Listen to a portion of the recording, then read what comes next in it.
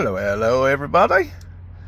We are working on the truck today, and we are putting in a 2000 watt inverter. I've got 2-watt cable, and last night I made my holes, got my grommets put in the floor. You can't really tell there, but we got some nice grommets that run right into the body panel or the floor. Keeps it from chafing and everything. Then we'll run this cable down, tie into the inverter, and then go underneath and start securing everything. And I'll show you that as I get further. So yeah, 2000 watt Jupiter from a Hobo Freight. It's got the remote on and off, so that'll be kind of nice. And then I think in this front panel here, I think I'm gonna put me a household style outlet and just run me a short stubby cord from there to that panel, and that's where I'll tie in one of my outlets, and then the other one somehow I'm going to run somewhere over here, because my microwave there, and I keep my coffee pot over here when all of this other stuff ain't there. But I got to figure out exactly how I'm going to do that. I'd like to put an outlet up there, but there's really, I don't know how I'm going to tie it in yet, so, and make it not look like crap. So I'll show you when I figure it out. We'll catch you later. Okay, and here's my cable ends that I put on. It's a 2-watt gauge eyelet, and they get I don't know if it's swedged or what you want to call it. They get a great big old dimple put on there with the Slam-O-Matic. And then I heat shrink the protective covering over. So I got to make the other ends yet, so I'll see if I can't capture how I do that. It's pretty easy, but just need a couple of tools, and it goes pretty quick. So, and they got that glue stuff that comes out of there. You can kind of see it there. You get her nice and hot, and it helps the adhesion so it doesn't come out or come off or leak and all that good crap, you know. So okay, catch you in a bit. Bye bye now. Alright, and now we got her tied into the inverter.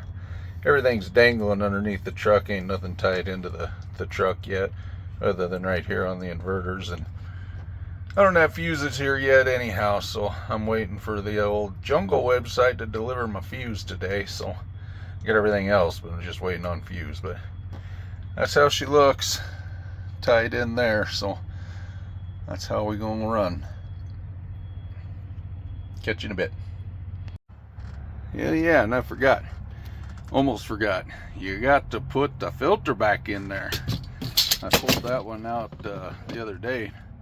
Boy, she was a little dirty. So I went and got one at the old truck stop and threw me a new filter in there. Okay, bye-bye now. Okay, this is my T-class fuse holder, which I'm going to mount inside my battery box.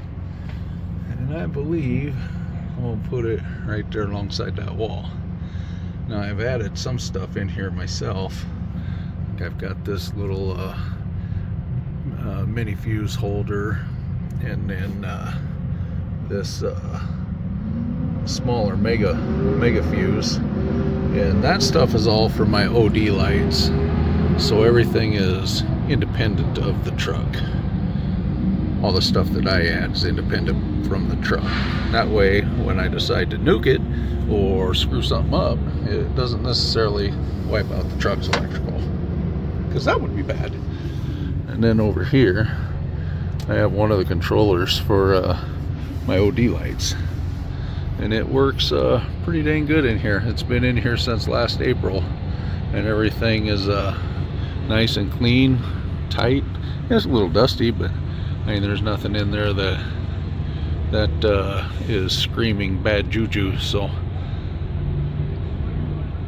but yeah, that's where I'm going to put it. I'm going to stick that dude right there, and then we'll run our power and ground up through the cab chassis, down the frame rail, into this little access hole, and the main power will be fused here, and we'll tag into these, and then the negative will come over here. Alrighty, we'll catch you in a bit. The new fuse holder installed. Check. I used some stainless button head screws, so it looks nice from the outside. Even if you kind of peek in there, at least you'll see a nice button head screw instead of a hex head. I did it so it looks nice.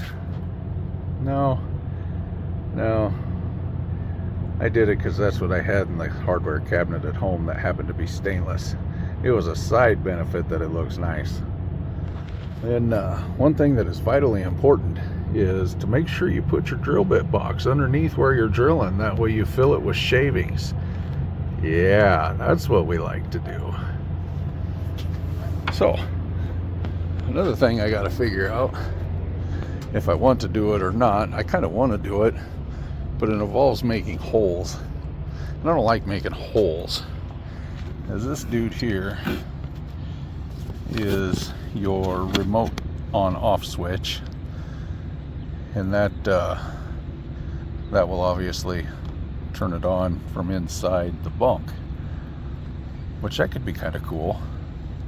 And then you run this little phone cable up the back of this dude, and that'll let you turn it on from inside the bunk. Which that might be all right. I might do that. I hate making holes though. When the way I've got it mounted now, I can just reach in and hit that green button and turn it on if you really want the thing on, you know. But you know, if you're on reset and it's freaking 20 degrees outside, you really don't want to get out of the truck to turn it on, or you gotta lift your bunk, and in my case that means moving all your crap to get to it. So I have to make a hole in that. God, I hate making freaking holes, man. Can you tell I don't like making holes? I don't like making holes. But if I have a remote turn on, then I know these are still lead acid batteries in here, and I want to switch to AGMs anyhow. But then I've always kind of wanted to do like a part 2 to this, to where you have a bank of AGMs, and I think I'm going to make a box that fits here with some steps on it, and I could put AGMs right here, replace these steps with a box full AGMs, and then we can do it that way, or we just run AGMs off the truck. That's probably what I'll end up doing.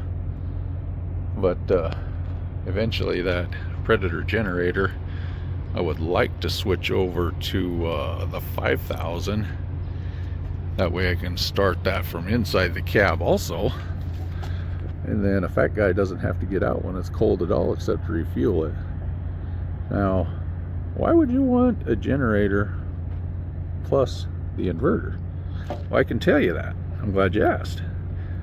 I like the generator plus the inverter because my ultimate goal, I'm not saying I know a freaking thing, because no, I really don't, but the ultimate goal is to not idle the truck as much as you can. So if you have a bank of AGMs, whether you use them for starting plus the inverter or not, you're going to have better capacity.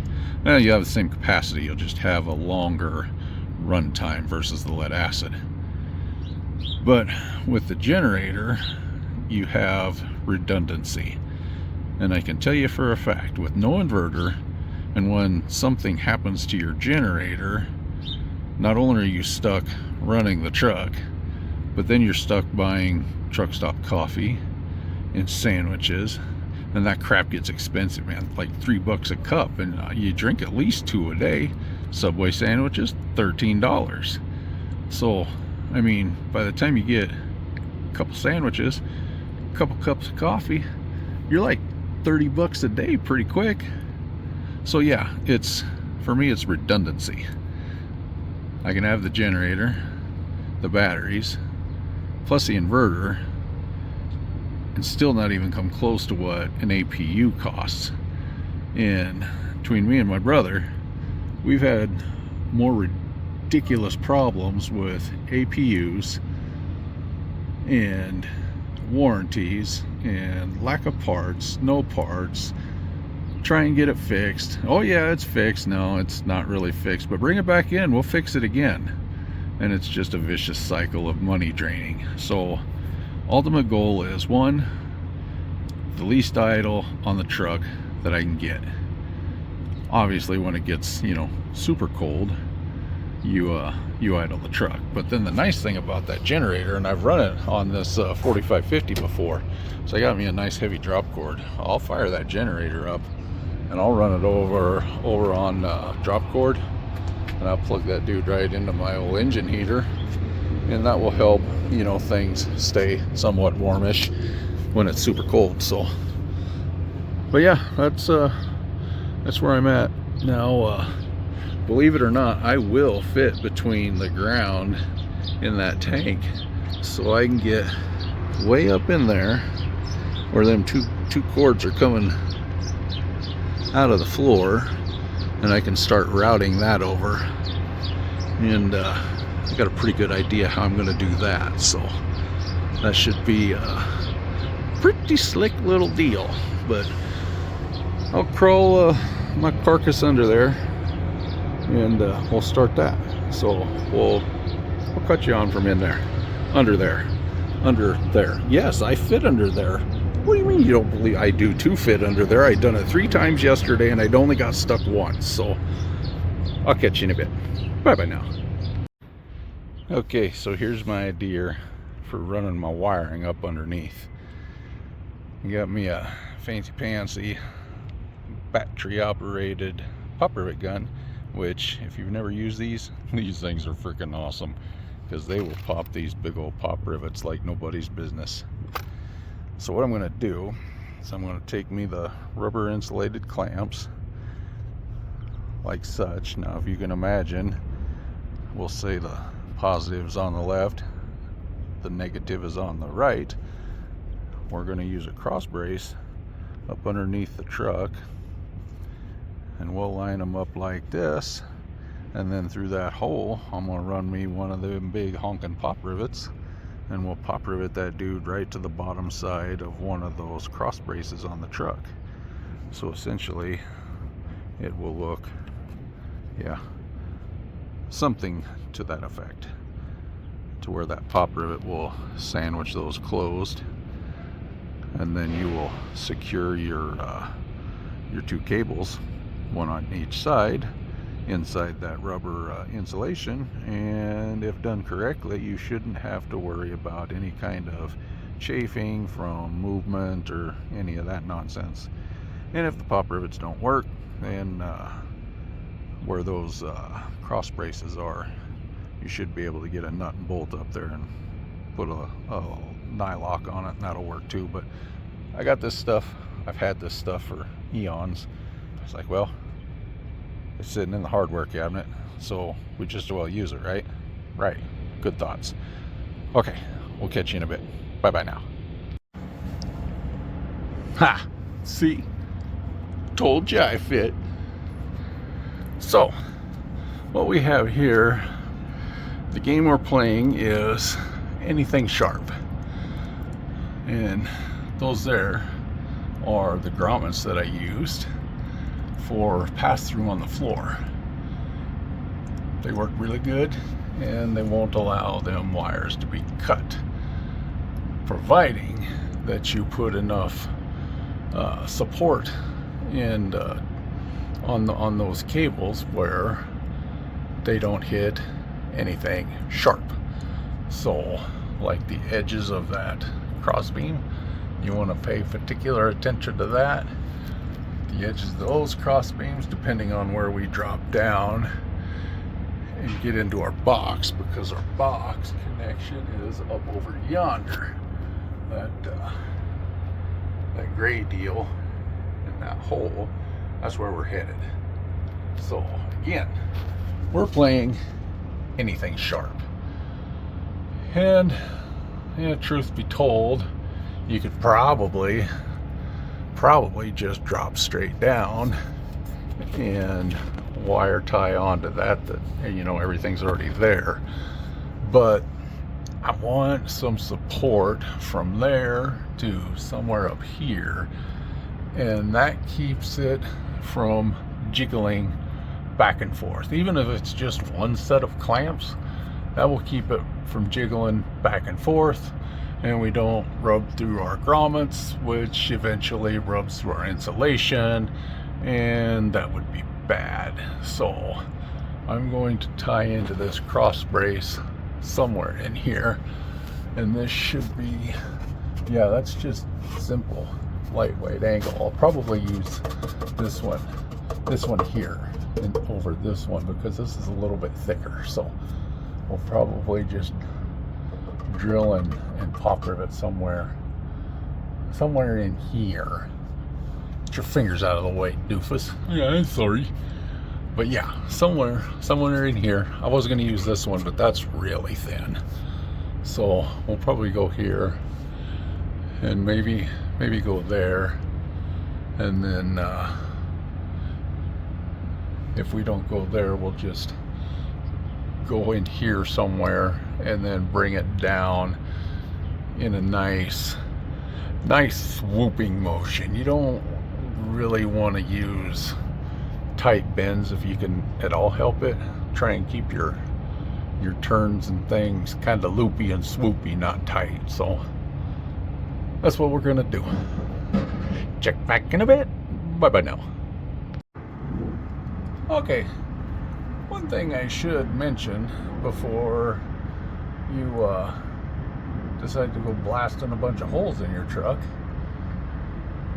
especially, like, you know, those are obviously self-tappers for my my inverter, and then them gigantic holes for the cables and the grommets, and even this little hole right here. Do yourself a solid and make sure you know what's behind whatever it is you're drilling. Double check, and then double check again that you're not going to puncture something or put a hole in something that's not going to be happy you put a hole in it. Like use different items for reference. Like when I put this inverter yesterday, because that floor is weird in there, you know, it's got a bunch of angles on that front bracket, so it was really tough to measure where that front wall is for the bunk, because it's got angles on it, you know, and it was hard to measure that and figure out, well, one bolt should be right there, and then that little one right there should be another one. But use something as a reference, something that's always there, something that you can see easily. Like those 4 little nutserts right there, those are mounts for the fire extinguisher. So once you figure out where the fire extinguisher is at, you can use that in relation on where you can or cannot put holes for everything else. So tip of the day, don't drill into stuff that you're not supposed to drill into. And that little hole, that's going to work really good right there. See, it's 3/16. Yahtzee, fits like a champ. And it'll be easy to drill out when I screw it up. So that's always food for thought too. Alright, we'll catch you in a bit. Okay, with every plan A comes a plan B.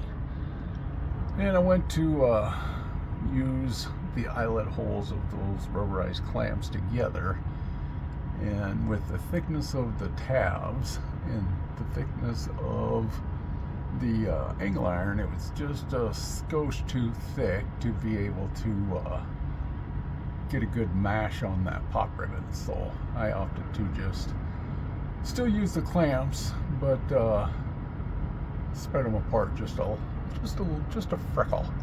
And then the other problem I was worried about was if you took the, say, the negative tab, which would go inside, one of those tabs are going to go inside the other. They were just long enough to where if you had an issue and movement, one of those tabs potentially could have caught the insulation. So I decided to not do that and do it this way. So it'll still work out, and they're nice and solid, so they will work good. We'll keep an eye on them, of course, and change to hardware if needed, but those should not be going anywhere. So check back in a bit. Okay, what we have here is how I make my eyelets, or my ends. And when you cut this cable, you kind of want to try and keep it as nice and neat as what you can. And it's roughly a thumbnail's length for the amount you want to trim back. Now when I trim it, I just barely go through this insulation.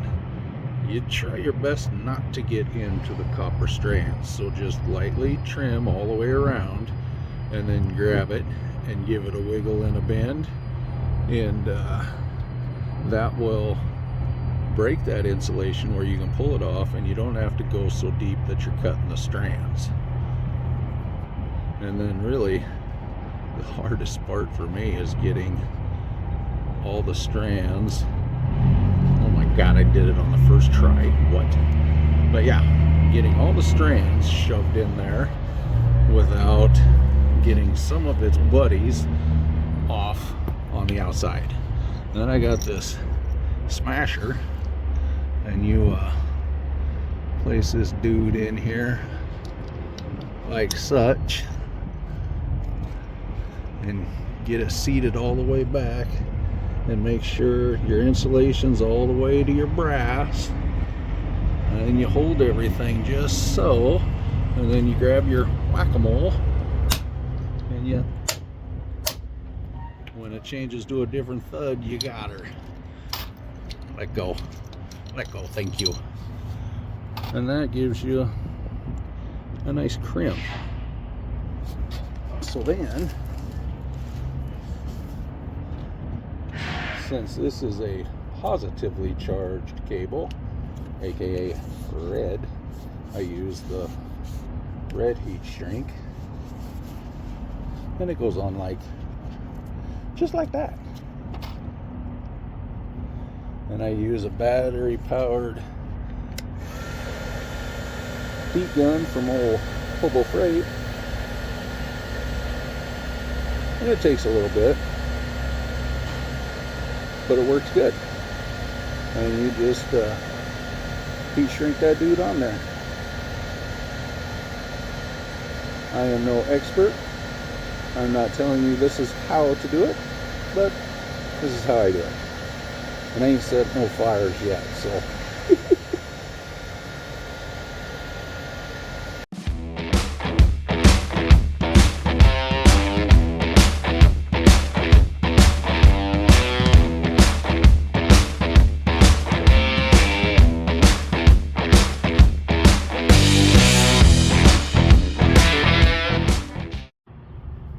Okay, we are all tied up and installed and waiting on Amazon for a fuse.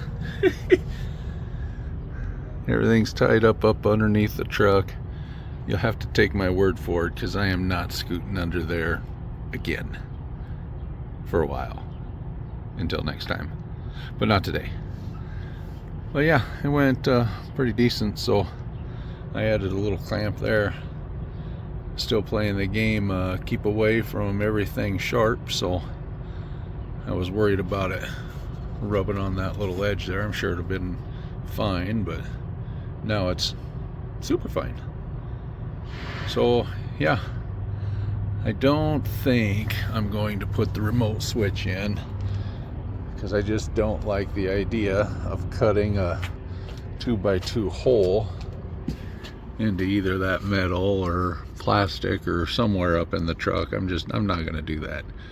If that inverter goes bad or the switch goes bad and they change the sizes of the switches or something, then you got a big freaking hole in your plastic, and then what do? It'll look like crap. So I'm not going to do it. I'll just jump out, reach in, hit that little green button, turn the inverter on or off or whatever you want to do, and worst thing I'll have to do is underneath them louvers I'll punch me a little hole there so I can put an outlet there.